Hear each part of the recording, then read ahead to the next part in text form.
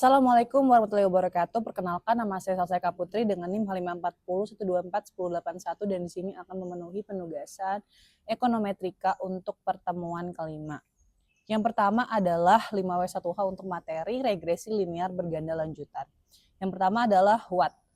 Regresi linear berganda lanjutan adalah pengembangan dari regresi linear berganda yang membahas topik lebih detail seperti korelasi parsial, variabel dummy, adjusted R-square, dan stepwise regressions.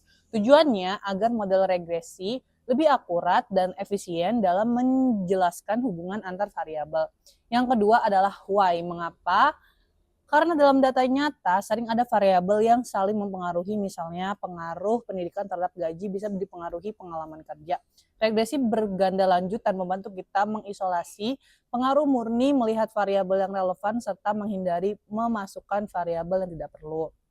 Yang ketiga adalah who, siapa yang digunakan oleh peneliti, ekonom, dan juga mahasiswa dalam menganalisis hubungan antar variabel kuantitatif maupun kualitatif seperti pengaruh investasi, ekspor, dan juga konsumsi terhadap GDP. Yang keempat adalah where, di mana diterapkan. Banyak diterapkan dalam ekonomi, bisnis, kesehatan, dan juga ilmu sosial. Contohnya mengukur pengaruh pendidikan, pengalaman kerja, dan juga jenis kelamin terhadap tingkat pendapatan.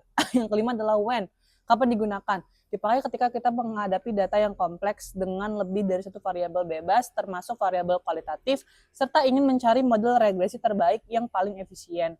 Yang keenam adalah how, bagaimana caranya. Yang pertama adalah gunakan korelasi parsial untuk melihat hubungan murni antar variabel. Yang kedua adalah gunakan variabel dummy untuk data kualitatif.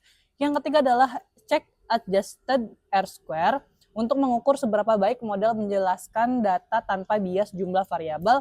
Dan yang terakhir adalah terapkan stepwise regression, yaitu forward, backward, dan juga kombinasi untuk memilih variabel yang juga signifikan. Selanjutnya adalah saya akan menjelaskan mengenai interpretasi output dari regresi linear berganda dalam aplikasi RStudio.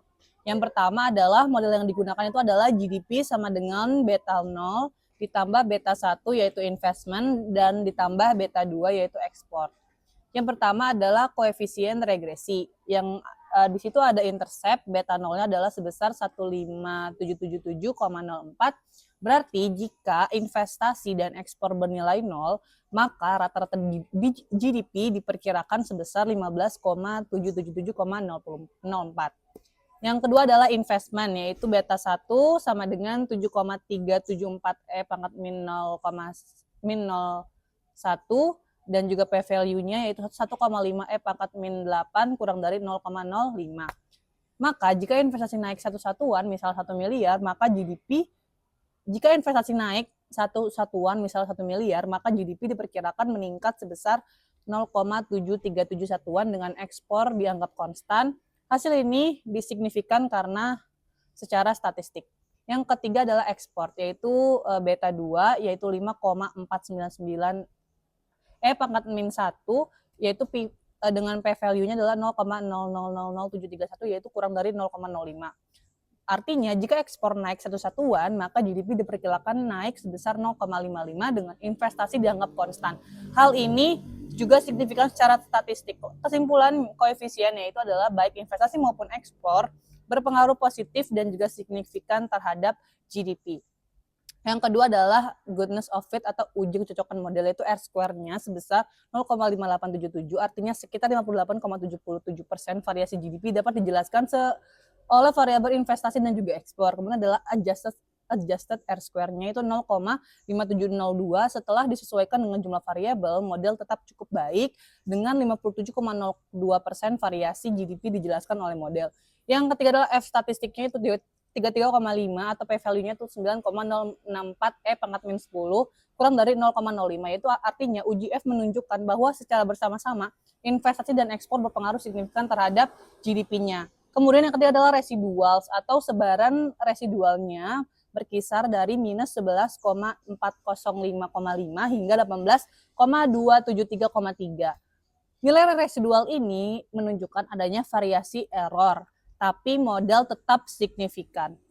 Jadi kesimpulannya, model regresi menunjukkan bahwa investasi dan juga ekspor berpengaruh positif dan juga signifikan terhadap GDP. Artinya, setiap peningkatan investasi maupun ekspor akan meningkatkan GDP dengan kontribusi modal menjelaskan sekitar 58% variasi GDP. Selanjutnya adalah interpretasi dari hasil Ifyus mengenai regresi linear berganda.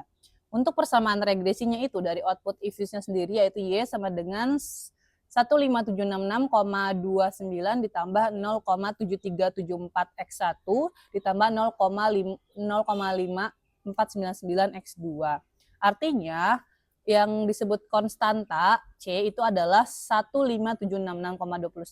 Artinya jika investasi X1 dan juga ekspor X2 sama dengan 0, maka GDP diperkirakan sebesar 15,766,29. Kemudian adalah koefisien X1 yaitu investment sebesar 0,7374 dengan P value-nya 0,0000 artinya kurang dari 0,05. Dapat diinterpretasikan jika investasi naik satu satuan, maka GDP akan meningkat sebesar 0,7374 satuan dengan asumsi ekspornya konstan. Hasil ini signifikan secara statistik. Yang ketiga adalah koefisien X2 atau ekspor, di mana nilainya 0,5499 dengan P value-nya 0,00007 kurang dari 0,05. Artinya jika ekspor naik satu satuan, maka GDP akan meningkat sebesar 0,5499 satuan dengan asumsi investasi konstan. Hasil ini juga signifikan secara statistik. Kedua variabel bebas, investasi dan juga ekspor, berpengaruh positif dan juga signifikan terhadap GDP. Yang kedua adalah goodness of fit atau R-square-nya, nilainya 0,5877, sekitar 58,77% variasi di GDP dapat dijelaskan oleh variabel investasi dan juga ekspor. Kemudian adalah adjusted R-square, yaitu sebesar 0,5702. Setelah disesuaikan, model tetap cukup baik dalam menjelaskan variabel dependen. Kemudian adalah F statistiknya sebesar 33,59 dengan P value-nya 0,0000 kurang dari 0,05.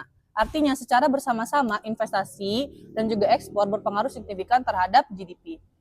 Kesimpulannya adalah model regresi ini menunjukkan bahwa yang pertama investasi yaitu dengan lambang X1 berpengaruh positif signifikan terhadap GDP. Yang kedua adalah ekspor, X2 juga berpengaruh positif signifikan terhadap GDP. Yang ketiga adalah kedua variabel bersama-sama mampu menjelaskan hampir 59% variasi GDP. Sisanya 41% dipengaruhi faktor lain di luar model, misalnya konsumsi rumah tangga atau pengeluaran pemerintah. Segitu saja untuk video penugasan untuk pertemuan 5 kali ini. Mohon maaf jika ada salah-salah kata. Sampai bertemu di video selanjutnya. Terima kasih. Wassalamualaikum warahmatullahi wabarakatuh.